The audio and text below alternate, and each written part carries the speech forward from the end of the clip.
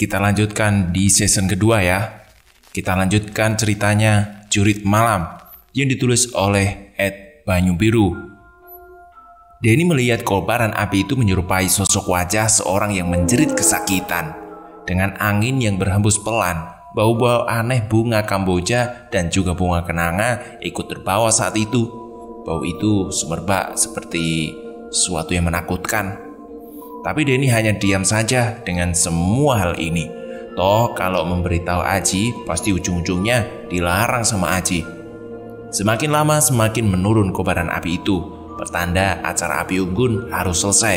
Karena malam itu waktu sudah menunjukkan jam 10 malam. Aryo yang mengetahui hal itu ia langsung mengumumkan kepada semua peserta bahwa acara selanjutnya adalah Jurit Malam. Dan akan dimulai pada jam 1. Jadi untuk itu semua peserta diperintahkan untuk istirahat di tempat masing-masing. Setelah mendengar pengumuman dari Aryo, Denny dan Aji kembali ke base camp. Sementara berjaga di base camp aula hingga jam terus berputar. Tepat menunjukkan setengah 12 malam. Saat itu semua panitia sudah siap jaga. Ada juga yang berada di tenda, ada juga di aula. Jadi malam itu di dalam sekolahan sampai di belakang tidak ada orang siapapun karena tim gimmick pocong-pocong sudah menaruh terlebih dahulu saat acara api anggun barusan. Hal ini juga dikuatkan oleh Aji. Malam itu Denny yang kebagian untuk menyematkan tanda di pos 1, 2, dan 3 memulai aksinya. Denny kali ini berjalan sendiri ke belakang. Pertama, ia tuju kamar kecil siswa untuk buang air kecil terlebih dahulu karena ia sudah tak tahan menahan kencing dari tadi. Ia mulai berjalan sendiri sampai melihat kamar kecil yang berderet saat itu. Di jalan lorong yang dekat dengan kamar kecil itu, Denny melihat sosok wanita yang sedang berdiri sendirian. Gumam Harry keheranan, siapa orang itu? Lorong itu di atasnya ada lampu putih yang redup. Jadi jalannya terlihat agak samar-samar. Semakin ia mendekat, Denny melihat wajah itu berpakaian putih-putih lengkap seperti suster. Tapi pakaian dikenakannya seperti pakaian zaman dahulu. Sedang wajahnya suster ini berperawakan seperti gadis Eropa. Dia memakai sanggul putih kecil di atas rambut pirangnya. Wanita itu terlihat sangat cantik di malam itu. Denny sendiri waktu itu tak punya rasa curiga kalau itu sosok yang lain. Denny yang mengetahui hal ini langsung menghampirinya. "Ada apa, Mbak? Mbak kok sendiri di sini?" tanya Denny sambil berjalan pelan-pelan ke depannya. "Lagi cari angin, Mas." Jawaban wanita ini terlihat mengibaskan kipasan ke lehernya. "Oh, kalau gitu permisi dulu ya, Mbak. Saya mau lewat, mau ke kamar kecil," kata Denny sambil meninggalkan wanita itu sendirian di samping kamar kecil. Denny terus berjalan dan masuk ke kamar kecil.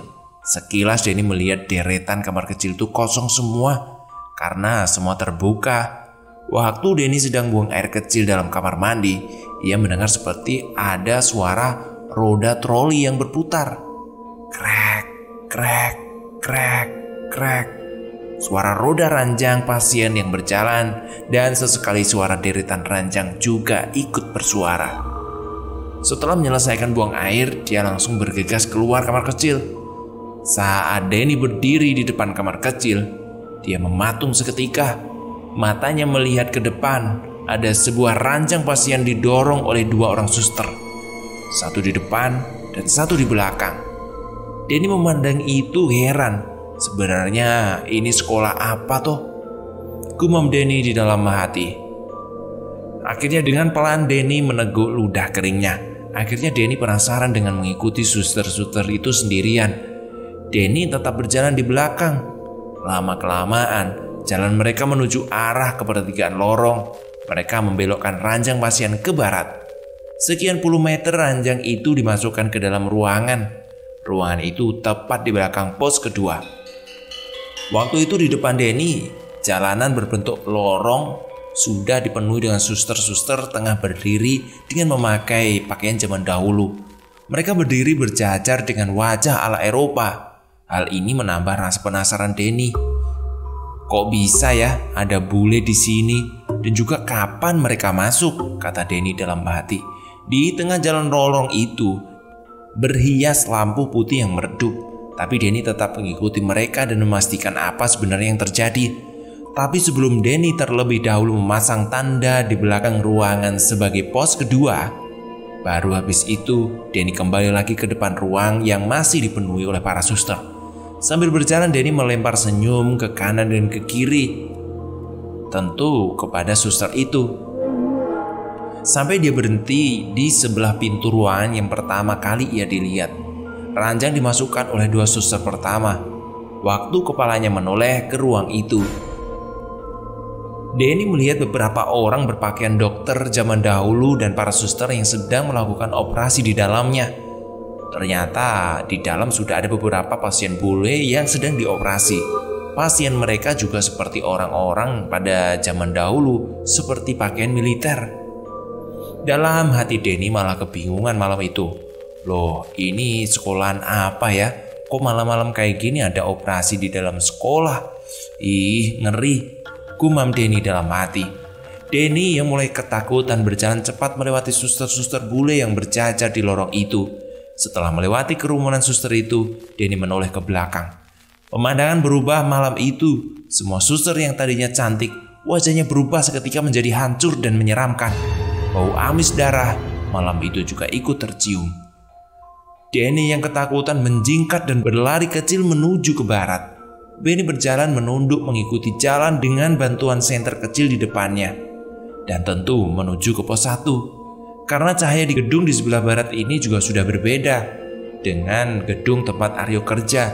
Waktu memasuki areal depan gedung, telinga Denny mendengar di dalam gedung banyak orang meminta tolong. Tapi waktu itu Denny hanya sedikit melirik ke dalam gedung yang gelap itu. Malam itu Denny belum bisa melihat apapun, hanya suara saja.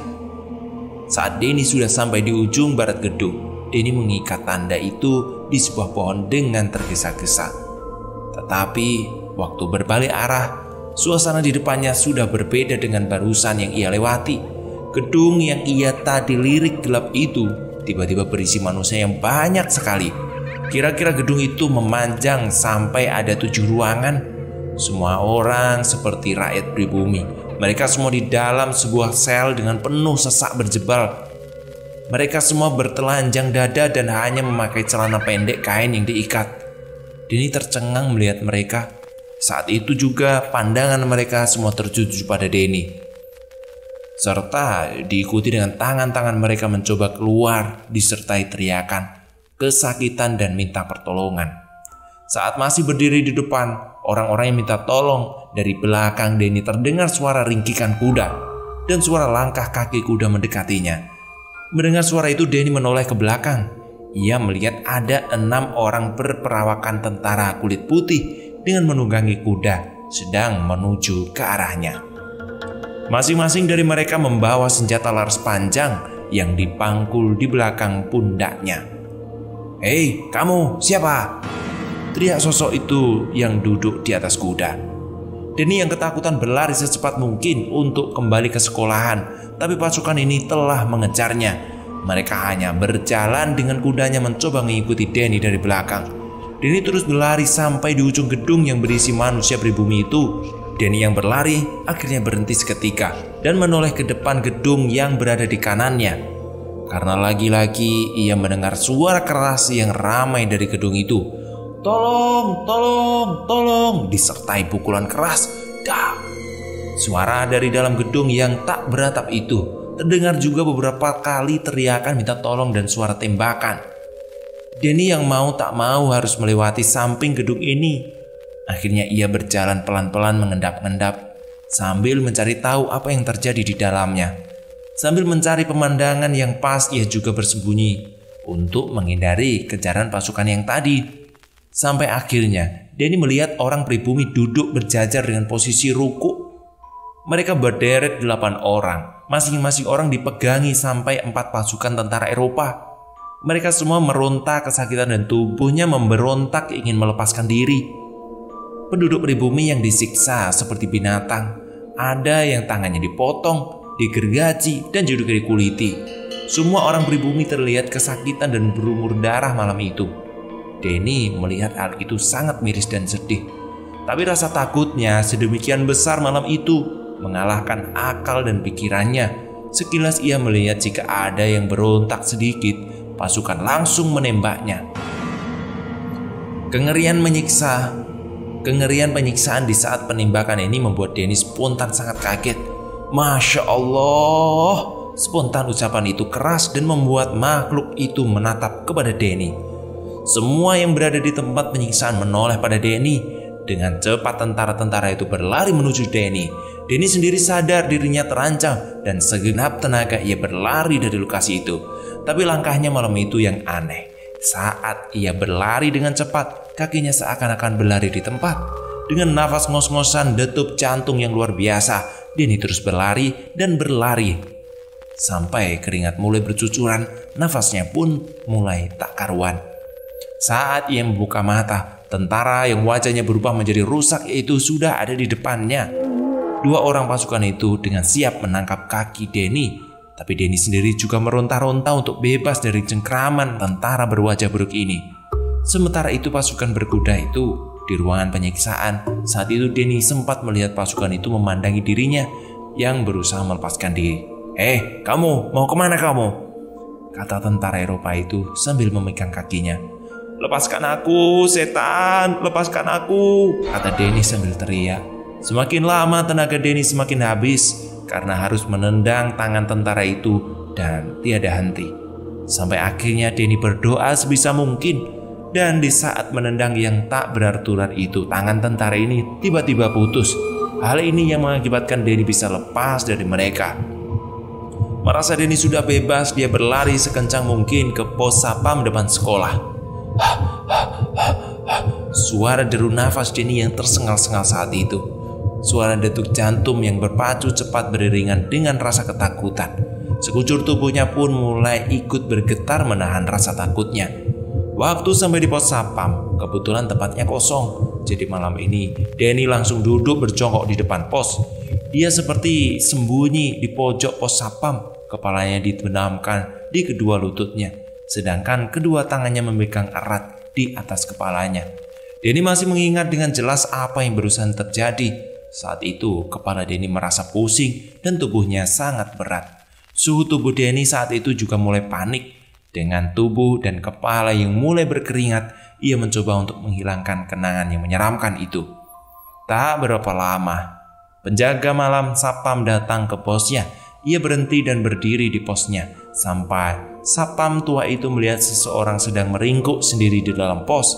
Rasa iba Pak Sapam pun muncul. Ada apa mas, kok sendirian di sini? Tanya Pak Sapam yang sudah di belakang Denny.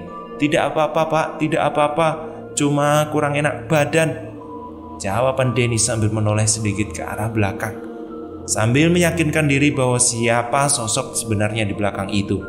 Merasa yang menyapanya adalah seorang sapam, Denny langsung berbalik duduk, berjongkok menghadap Pak Sapam. Duduk di kursi saja mas, atau saya antar ke panitia sekarang, kata sapam tua sambil menepuk pundak Denny. Tidak Pak, tidak usah, saya mau istirahat sebentar saja di sini. Oh ya udah kalau gitu silahkan. Bener nih, tidak apa-apa mas. Bener Pak, bener nggak apa-apa.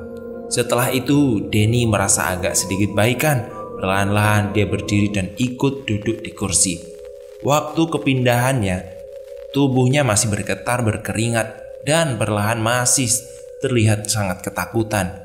Keinginan Denny mau cerita dan bertanya kepada Pak Sapam, tapi terhalang oleh rasa malu dan sungkan.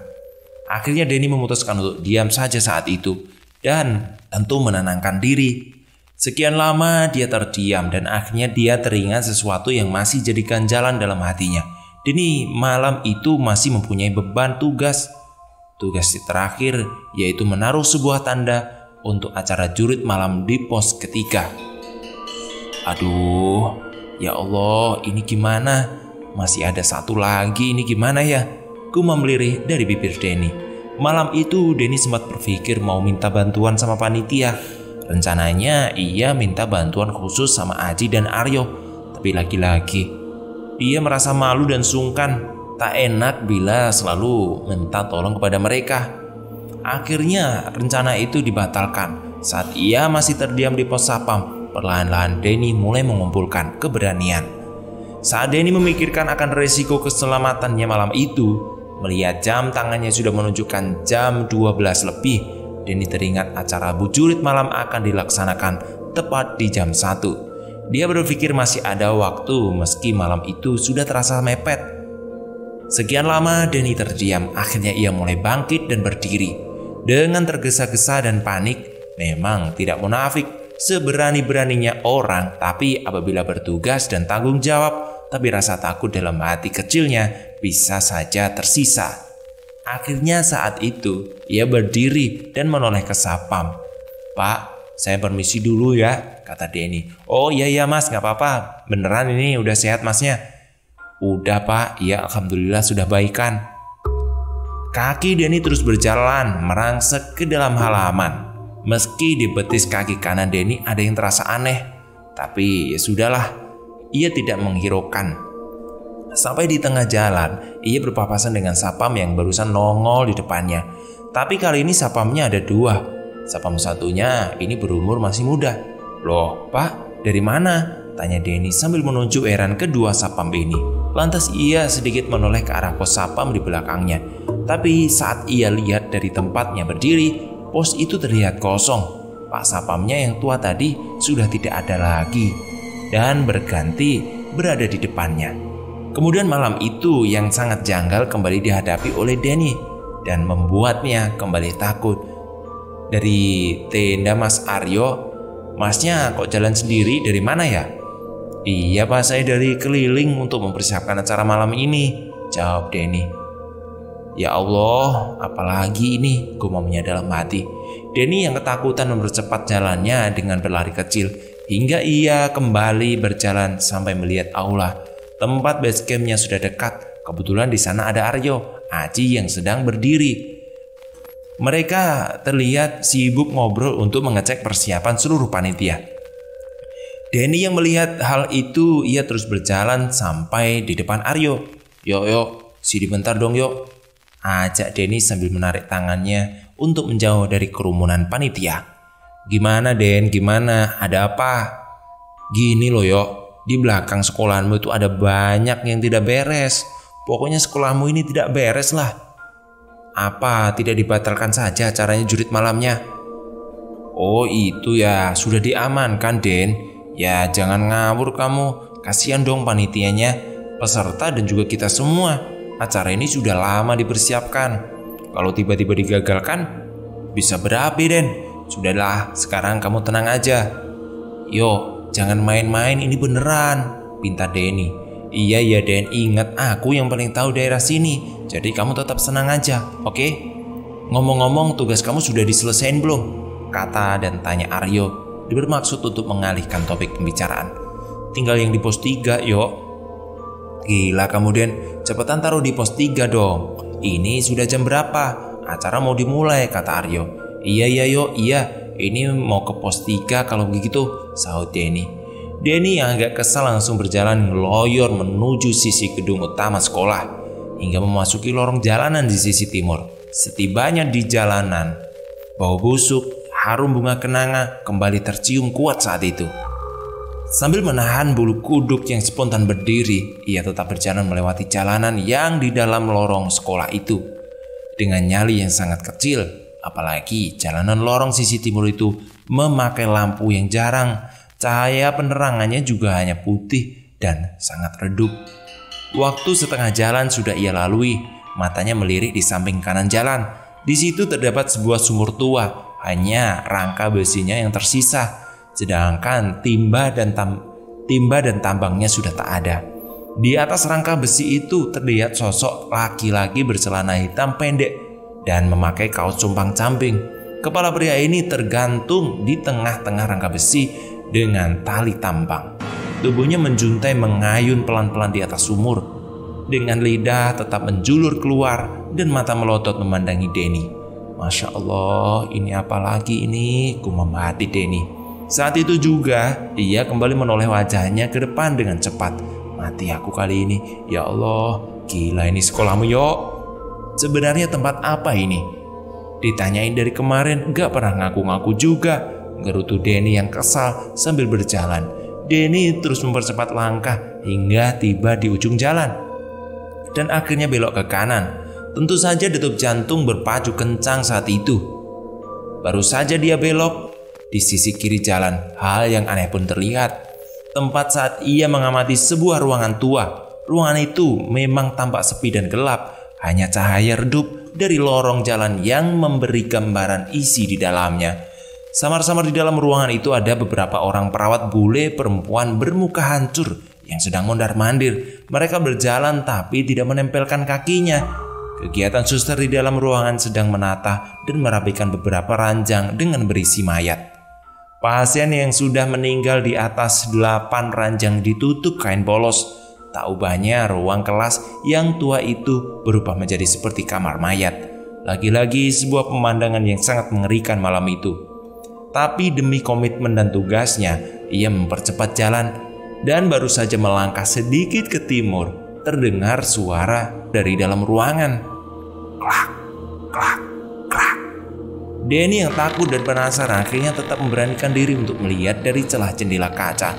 Di dalam ruangan itu ada sebuah kegiatan 2 orang pria bule dengan wajah pucat yang sangat arogan memotong-motong tubuh penduduk pribumi.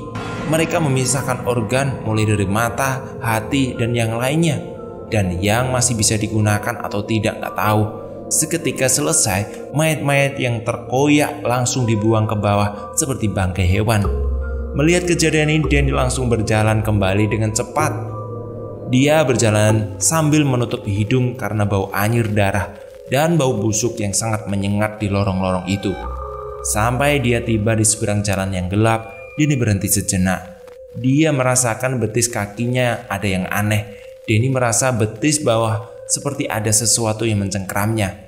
Denny yang sudah merasa kesakitan memeriksa betisnya. Saat matanya melihat, ternyata potongan tangan pasukan di sisi sebelah barat tadi masih mencengkram erat kakinya. Dengan gerak refleks, dia langsung menginjak-injak dengan cepat potongan tangan itu.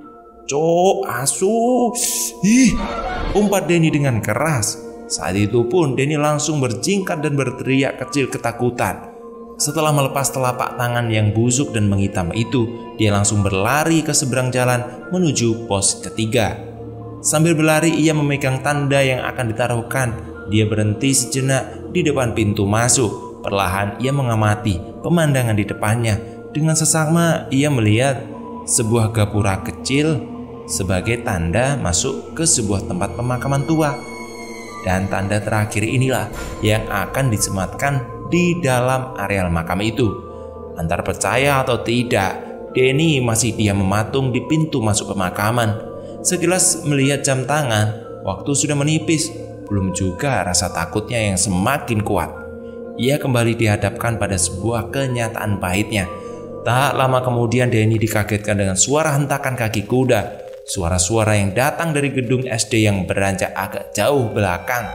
Denny yang kaget langsung menoleh ke belakang. Sejenak mata kepalanya memastikan. Samar-samar dari kegelapan terlihat sosok penampakan. Sejumlah pasukan berkuda yang sempat mengejarnya di sisi barat. Dan sekarang sosok pasukan itu berjalan menuju tempat Denny berada. Mengetahui hal itu, Denny langsung berlari kecil untuk masuk ke dalam pemakaman. Dia berlari tapi tak tentu arah karena di malam hari itu ia bingung juga. Yang jelas di dalam pemakaman itu hanya ada satu buah lampu kuning kecil di pojok sisi utara. Sehingga untuk semua sisi yang lain di area pemakaman. Denny terus berlari kecil untuk tetap mencari tempat bersembunyi. Sampai ia terhenti karena menemukan sebuah pohon agak besar di depannya. Pohon besar ini terletak di tempat pemakaman. Saat itu juga Denny duduk berjongkok di balik pohon. Saat suara langkah kuda itu berhenti, Denny kembali melihat ke arah jalan di depan pemakaman itu. Ternyata pasukan berkuda sudah berhenti di seberang jalan. Tepatnya mereka masih di atas kuda dan masih masuk di lokasi sekolah Aryo. Mereka berenam mengamati sekeliling dan area kuburan. mereka mencari sosok Denny dari kejauhan. Malam itu wujud pasukan berkuda itu mukanya hancur dan menghitam. Begitu juga dengan kudanya yang penuh luka membusuk serta ulat belatung di tubuhnya. Sadar akan tanggung jawab yang belum selesai, Denny pelan-pelan mengikat tanda itu pada sebuah nisan makam yang berada di sampingnya. Tapi mata Denny yang tetap memandang ke depan untuk mengawasi pasukan berkuda. Namun malam itu, nisan yang ia sentuh terasa aneh karena saat mengikat tangannya seperti menyentuh kain dan daging. Perlahan ia merasakan pelan-pelan sambil mengikat kain itu, sambil mencium bau yang sangat busuk. Waktu ikatan mau dikencangkan, Denny melihat tangannya yang berada di sampingnya. Di saat matanya melihat yang diikat, ternyata adalah sebuah kepala pocong. Dia langsung menghentikan ikatannya. Matanya melihat sosok pocong yang sedang bersandar kepalanya dengan batu nisan. Sedang tubuh pocong itu berbujur di atas sebuah kuburan. Spontan Denny dengan cepat melepas ikatan itu dan mundur sambil berjongkok-jongkok ke belakang. Ya Allah, ampun, maafkan, ampun, saya nggak tahu, Denny spontan berkata. Bibirnya bergetar seketika penuh ketakutan serta kedua telapak tangannya memohon maaf. Denny pelan-pelan tetap mundur dengan berjongkok sambil menggenggam kainnya, sedangkan mata dan tangannya mencari tempat lain untuk menaruh tanda. Tak seberapa lama ia mundur, dia melihat sebuah pohon Kamboja di sampingnya. Pohon itu tidak seberapa besar sih, tapi memiliki ranting yang agak banyak. Tak berpikir panjang, Denny langsung mengikat kain itu di dahan pohon Kamboja. Saat tanda itu sudah diikatkan, pocong itu berdiri dan menatap tajam Denny yang ketakutan. Perlahan-lahan pocong itu mencoba mendekatinya dengan melayang di atas tanah. Entah apa yang dirasa Denny saat itu. Merasa tugasnya sudah selesai, Denny langsung lari keluar dari area pemakaman. Tapi sewaktu sampai di jalan, pasukan itu masih tetap ada. Mereka ternyata menunggu Denny kembali. Setelah pasukan itu melihat Denny, dan ia kembali berlari. Salah satu dari pasukan itu berteriak, hei kamu, jangan lari bajingan. Bentak keras sosok salah satu dari pasukan itu. Denny yang sadar akan keselamatannya, ia berlari melewati jalan beraspal di samping sekolah untuk menuju ke pos Sapam. Dia berlari sekencang mungkin, tak mempedulikan apa yang ada di belakangnya. Pasukan berkuda yang sudah bersiap bergegas mengejar Denny. Seumpama malam itu dia tertangkap, Denny hanya bisa pasrah akan nasibnya malam itu. Tapi malam itu dia tetap mencoba untuk berusaha dan berdoa sebisa mungkin agar tentu terlepas dari pasukan itu. Sampai di tikungan mau masuk ke sekolah, pasukan itu terlihat berhenti mengejar. Mungkin karena doa Denny atau hal lain, gak tahulah. Mungkin juga malam itu masih menjadi nasib keberuntungan Denny, sehingga ia tidak tertangkap. Sekian cepat ia berlari, akhirnya Denny sampai di pos Sapam. Di dalam bangunan pos Sapam malam itu sudah terdapat satu orang Sapam tua. Sapam tua itu sudah duduk dengan wajah datar di tempatnya. Sapam yang sama dengan yang pertama ia temui. Meski saat itu masih merasa takut akan kejadian barusan, Denny sudah tak mempedulikan lagi karena ada Sapam yang duduk. Yang ia pikir malam itu hanya keselamatan saja. Sewaktu ada di pos Sapam, Denny kembali seperti posisi semula, yaitu duduk berjongkok sambil meringkuk. Saat itu badan Denny tadinya sudah panas, kini semakin panas dan tubuhnya mulai menggigil kedinginan. Sekujur tubuhnya ikut menggigil karena badannya sudah terlalu panas. Tubuhnya saat ini menggigil diikuti dengan tubuh yang mulai melemas. Hal ini dibiarkan sejenak oleh Sapam. Dia hanya mengamati Denny perlahan. Sapam tua ini masih menerpa apa yang sebenarnya terjadi pada Denny. Lama-kelamaan, sang Sapam tua kasihan akan kondisi Denny dan akhirnya bergerak untuk bertanya, Mas, sebenarnya apa toh yang terjadi? Saya sakit, Pak. Bapak bisa antarkan saya pulang ke kosan. Sakit apa toh, Mas? Saya antarkan ke panitia saja ya. Tidak Pak, tidak usah. Tolong ya Pak, antarkan saya ke kos saja. Tempatnya dekat kok Pak dari sini, sambung Denny. Sapam yang berumur tua itu secara spontan mengambil sepedanya. Ya udah ayo Mas. Denny yang melihat petugas ini sudah siap, Ia bergegas naik. Pak tua itu mulai mengayuh sepeda kecilnya. Di tengah jalan Denny memberi arah dan alamat kosnya. Sehabis itu Denny hanya duduk memandang ke bawah sambil merasakan sakit pada tubuhnya. Tak lama kemudian Denny sudah sampai di kos. Sewaktu turun dari sepeda, Denny berpesan kepada pos satpam, "Pak, minta tolong ya nanti bilangin sama Aryo kalau saya pulang duluan." Satpam tua itu tidak menjawab, hanya sedikit mengangguk. "Terima kasih ya Pak, sudah dibantu," ucap Denny. Agak jauh dari kos Denny, Pak satpam tua itu baru naik sepeda kecilnya. Ia kembali dengan ayuhan kaki yang rentah. Perlahan dan tak sadar, Pak satpam tua itu sudah hilang di kegelapan malam. Denny sendiri langsung masuk kamar dan meminum obat. Ia dengan cepat membetulkan posisi tidur dan mengenakan selimut tebal. Sementara Denny istirahat, kegiatan di sekolah tetap berjalan sesuai dengan jadwalnya. Oke, sekian ceritanya. Cerita horor ini ditulis oleh @banyubiru. Dicek ya. Linknya ada di deskripsi. Terima kasih.